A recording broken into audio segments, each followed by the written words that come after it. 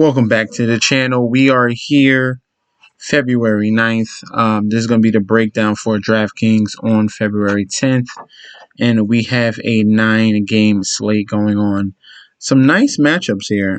We got a Brooklyn on a back-to-back. Let's see who else we have. Anyone else on a back-to-back? Clippers, Minnesota, no. Cleveland. We get the second round matchup between OKC and LA, which is going to be good. Maybe Lakers can bounce back and really put a hurting on the Thunder, especially with SGA out. That's going to be a question mark, and that's going to open up some value. So I have some plays here for each and every position. We're going to do 7K and below, so you guys can pay up for a ton of talent on tomorrow's slate. Doncic going up against Trae Young, which is going to be insane.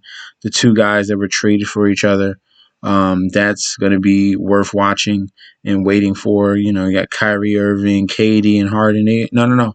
It's just going to be Kyrie and Harden. KD is going to be out for a couple more games just for the rest of the week because of this COVID protocol. Holiday is going to be out, so that boosts up some potential for some other guys that I have here as well. So we're going to dig into this. I'm going to start off at the point guard position, and we're going to look at Kendrick Williams, who's getting an opportunity. Former New Orleans Pelicans. He still got the jersey on in his picture. It's 4,700. And on the Thunder with a depleted lineup, he is going to be stepping up. He's a very aggressive scorer. So I like him in this offense.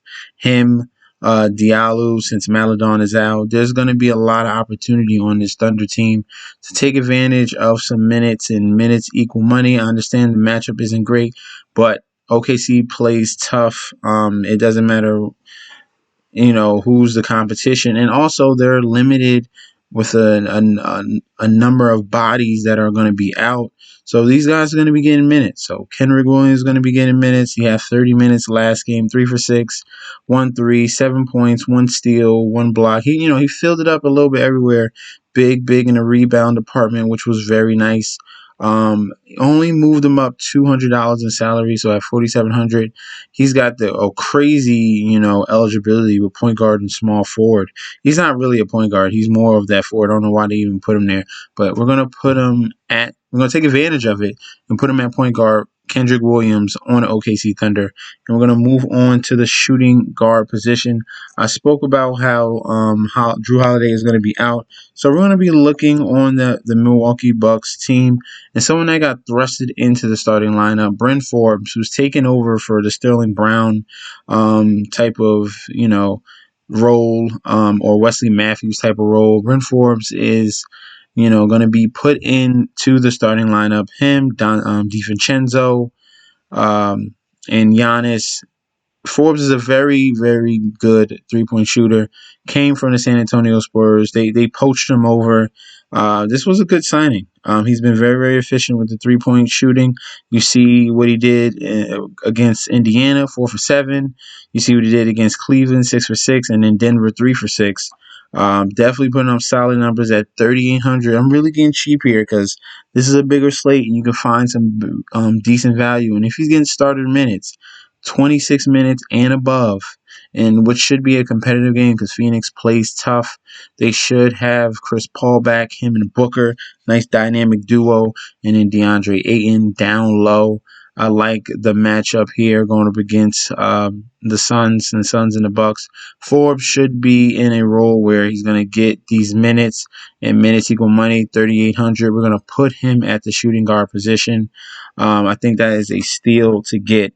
Next is going to be the small forward, and we're going to go back to the OKC Thunder, and we're going to look at the Hamidou Diallo, the dunk competition winner here, and this man is at 6,500. They bumped him up another notch with SGA out, Maladon out, Mike Muscala out. All these injuries, it's going to, be beneficial to his 3 main guys. I gave you, this is the second one of the OKC Thunder that I really, really like. You saw what he did against the LA Lakers, 41 minutes, 8 for 17. He took he took plenty of shots, got 11 rebounds, 2 assists, 1 block, 1 steal, and 20 points. He is a nice scorer to have someone a reasonable price. He didn't reach that 7K point yet. He could, but as long as these guys are out. But other than that, once they come back, fade, fade, fade. All right, so for this situation tomorrow, Hamidou Diallo with all these guys out, we're going to take advantage of it. And then next is going to be the power forward position. I got 3 names to look out for. The first one is going to be Thaddeus Young with the injury to Wendell Carter Jr. and to Lauri Markkanen. That is going to boost up Thaddeus Young. It's a tough matchup going up against the Pelicans. He's going to be banging with Zion Williamson. So hopefully he can stay out of foul trouble. But Thaddeus Young is a very savvy veteran. So I think he can stay out of that. I think he can be very productive on the offensive end and down below.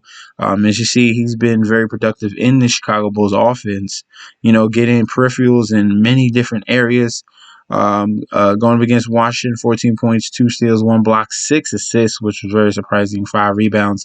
And that's a little consistent with what we've seen out of Thaddeus Young in the last couple games. 4 assists against Orlando.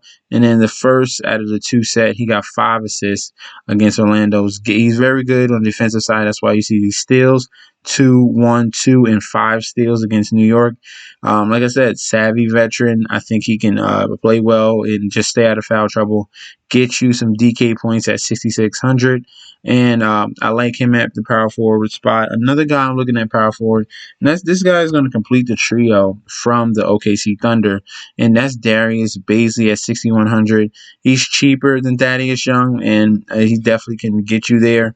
Already in the last 4 games, he got you 2 DK performances that are well over 40 DK, 41.5 and 40 flat. So this man, like I told you, he was coming on at the end of the last season with they kind of tanked this year. And the Thunder have some bright stars on the offensive side. They just need some more veterans and more, maturation of these young guys just growing up. And Darius Bailey is a prime example of that.